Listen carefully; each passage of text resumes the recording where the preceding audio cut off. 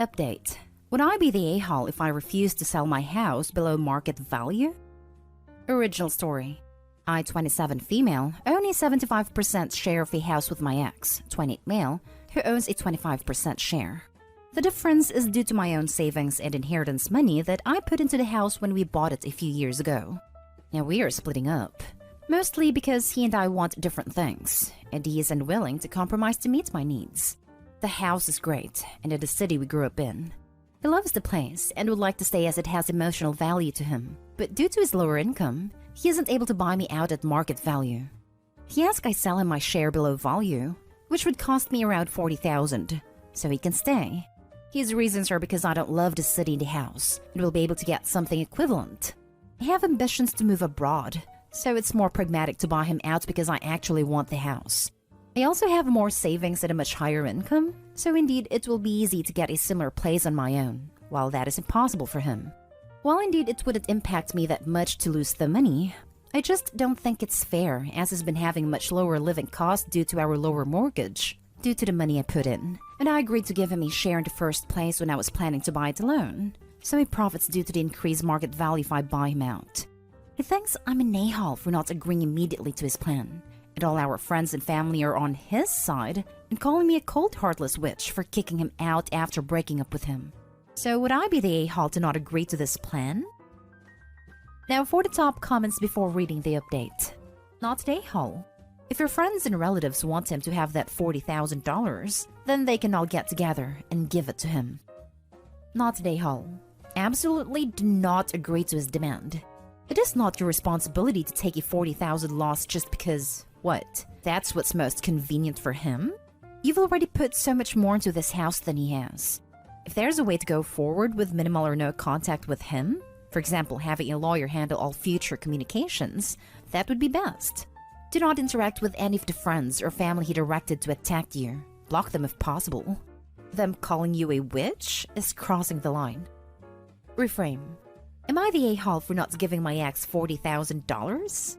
You are not the a-hole. Not the a-hole. Opie's question about valuing $40,000 over a 9-year relationship really goes to show how much others have pushed that idea in her head. The one and only reason that her ex has any ownership stake in the house is because Opie was generous enough to allow him to buy a share when she wanted to purchase it alone to begin with. She was already taken advantage of once by her ex right here. The ex cannot afford that house. Plain and simple. He couldn't afford it when it was first purchased, and he cannot afford it now. The house should be sold to a third party at market value, and ex can take her own share and buy a more appropriate home for herself. If everyone else thinks he still deserves the house, they can give him, or lend him, the money to buy it at a reasonable rate from Opie. Not a a-hole. You don't typically give your ex a $40,000 parting gift when you break up. Breaking up is a gift itself in some situations. And now for the update. Thank you for everyone who commented at the time. Gotten a few requests for updates, so here goes. As per a comment, I told him I already gave him 9 years of my life, and I don't owe him anymore. Strangely, he was calm and asked for 3 months to find a way to come up with the money. In the end, he bought my share. I'm sure I could have gotten much more at the open market, and our original agreement in hindsight was in his favor, but I don't care for his happiness and decided to let it go. Like the house, most of the furniture was also mine, and he cried and pleaded for me to leave it behind, as he was broke and deeply in debt with not only banks but also friends and family. And like an idiot I agreed, taking pity. I only took a few items, which I stored there while I found a new place. When I came to pick it up this weekend, lo and behold, he has gotten top-end replacements for the items I did take. Broke, huh? My butt. All in all, he was just taking advantage of me, and has zero dignity begging his ex for money, furniture, and it's clear to me he was always taking and never giving back. It was a very expensive lesson. I probably was a wuss paying him off, putting my own financial stability at risk, as that's what happened, for someone who would have never done that for me even when we were together. Not the most exciting update, but I do get a fresh start in a place that is only mine. You did something out of kindness and empathy. He took advantage. Don't beat yourself up for being a good person. Be glad you are away from this taker. Good luck in moving abroad. Yeah, maybe mistakes were made, but nothing earth-shattering. Cut your losses and move on knowing that you're better off now that he's entirely out of your life. It's how I think about charity or helping people on the street. Others tell me I'm being naive, and they'll just spend it on drugs, or it's a con or whatever. Maybe, possibly, probably, but that's on them. I'm doing a nice thing, trying to be helpful, trusting and caring for people. That's how I want to live. If they are cheating on me, that's how they live. If you are untrusting and suspicious of everyone, yeah, you might be $5 richer, but that's how you're living. I'm happy. You're free now, that's all that matters. Focus on that. Yep, Opie's free and can have fresh new furniture that matches the new house and isn't tainted by a stanky ex. Way to go, Opie. Enjoy the freedom, new digs, and new things. Oh, he is still broke. Probably bought everything on credit. Don't let appearances fool you. And if he did end up borrowing from friends and family in order to buy Opie out, won't they be thrilled when he stiffs them? Next story is titled, Would I be the a-hole if I told a friend that her experience was not traumatic and that she is spoiled?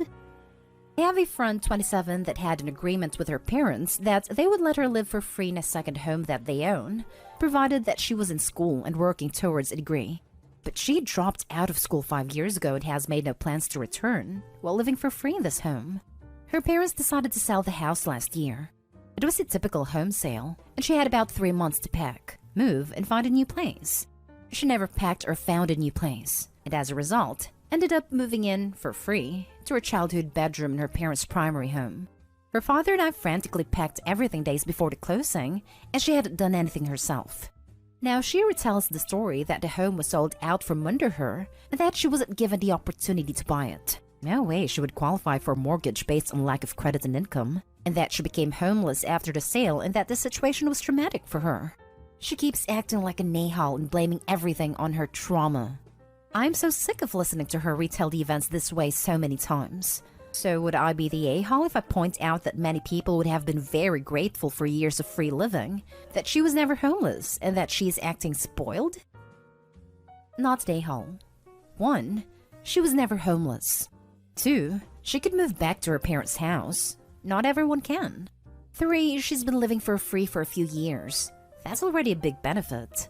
Yeah, to her, it may seem bad because she was used to the comfort, but it's not traumatic at all objectively. She's still living for free. Basically, her free home got smaller. Now she only has a free room, and likely free meals, etc., with shared use of all the main areas instead of an entire free house to herself. She didn't even have to pack. Enablers Opie and Dad came and did it for her. I'm not entirely sure Opie and the dad should be called enablers. The purchase agreement between the seller and buyer may have contained a clause that the home is vacant prior to closing.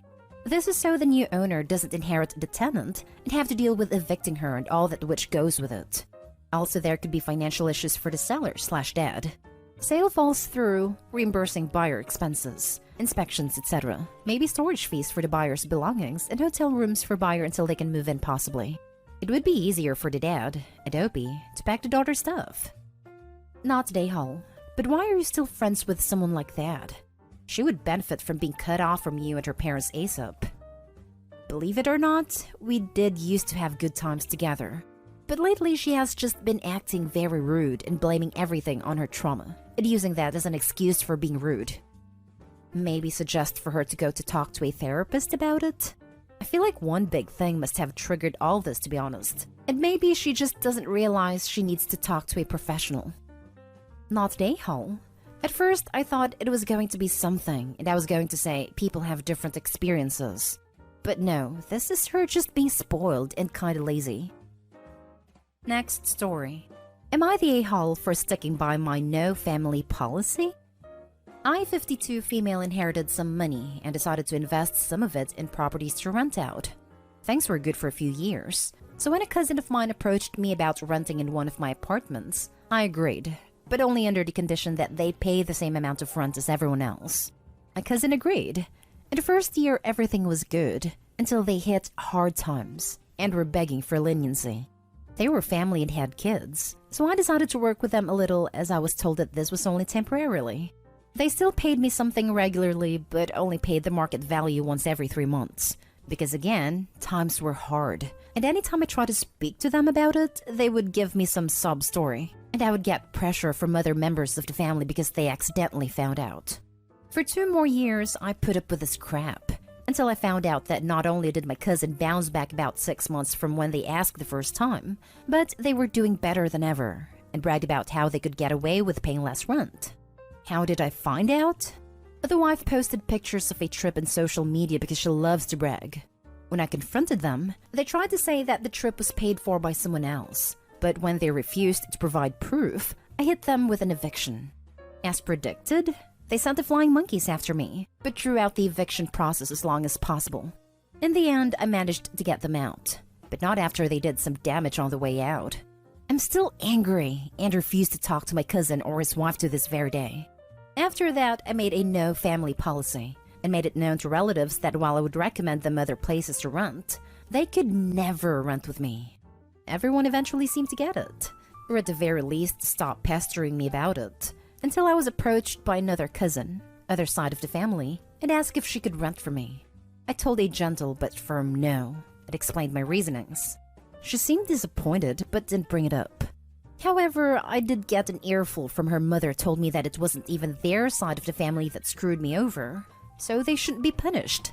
Am I the a-hole? Now for the comments. Not the a-hole. The mom's reaction just solidifies why you have that policy. She feels entitled. Pretty much guaranteed to have the same issue if you rent to her. Not the a-hole. You're not going to have a similar experience. You already have had it thanks to the mom's reaction. Respond, I appreciate you proving my point with the action you chose to take. You made a decision to inappropriately insert yourself into a legal agreement to demand special treatment. Your message is a perfect example of the exact reason I do not rent a family. Thank you for giving me such a reminder. Not the a-hole. You learned why it's often a bad idea to do business with, or lend money to, family. If people can't respect that boundary, it's on them. Not the a-hole. Never, never do business with family. Business of any kind. Don't give them loans, don't sell them stuff, or buy stuff from them. None of it is ever worth it. If you want to just give a family member money as a gift, fine. But as soon as it becomes about a loan or a business of any kind, it'll just cause problems. I agree. You can call it a loan, but be prepared for it to become a gift with no hard feelings. If you aren't good with that outcome, you should always say no. Not the a-hole. The rental process between me and a potential tenant is just that, between me and the potential tenant. The fact that you are involving yourself in something that is frankly none of your business is exactly why I have this no family policy in place. I'm sorry your daughter was disappointed, but you are exhibiting exactly the behavior that contributed to this policy in the first place. Last story is titled, Am I the a-hole for not helping my sister who currently could be homeless? My sister and I didn't have the best relationship growing up. She spread lies and rumors about me, and she did cause 2 of my breakups and was always my parents' favorite kid. My parents eventually disowned me, and I quickly cut them from my life and paved my own path. I would say I'm pretty successful. I do own multiple properties throughout the US, including one next to my old home where she still lives. The house is currently vacant for personal reasons, but I do go there often enough to prevent squatting. My sister recently called me up, presumably finding my number from the internet, asking if I could help her. She went on this whole spiel about how her boyfriend was abusive and so forth. I mean, it is probably true, but karma. I just simply replied, "Oh, that sucks," and hung up. I do not need her in my life anymore. She called me again a week ago, and I simply asked if she had any friends that she could go with.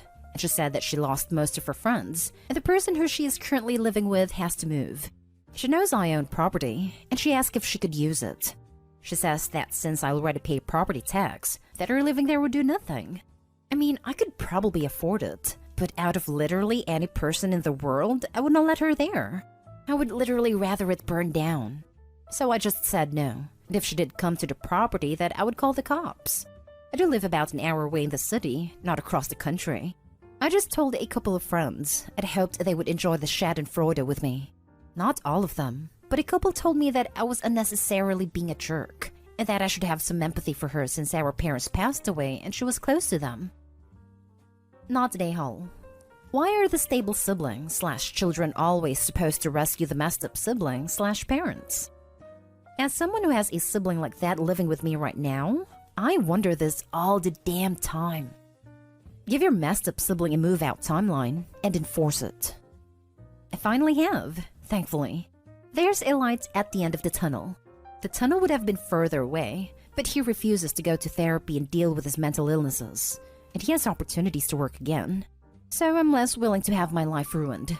I didn't want him homeless during the worst of the pandemic and the rest of our family died, so I was patient for a while, but I'm not going to deal with someone being emotionally abusive when they refuse to help.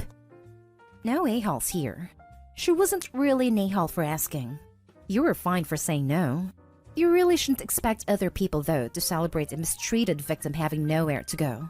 And it sounds a lot like your parents played favorites and had a golden child/scapegoat dynamic. Which means that you were likely both mistreated children, and her early bad behaviors towards you are manifestations from the parental mistreatment. It doesn't mean you need to forgive her or be nice to her, but it does mean you shouldn't expect other people to feel good about her being hurt further. Yes, being the scapegoat hurts worse, but being the golden child is also a form of child mistreatment generally. Yep, this. I agree the OP was likely hurt more growing up and would never expect someone to take in a sibling, or anyone, with this dynamic in history. If I were friends with the OP, I would 100% support their decision to not help their sibling out. They're just not the person for this, and they absolutely owe her nothing. But I would also think it would be a jerk move to expect me, as a friend, to feel great that a mistreated woman had nowhere to go, especially when the dynamic the OP describes with her parents. Not a-hole with a caveat. Not wanting your sister in your life for reasons is perfectly acceptable. Gloating to your mates over it doesn't seem like the classiest of moves, however. Were they aware of the status of your relationship with your sister, or was this news to them? In any case, you can keep her out of your life without necessarily being smug or triumphant about it.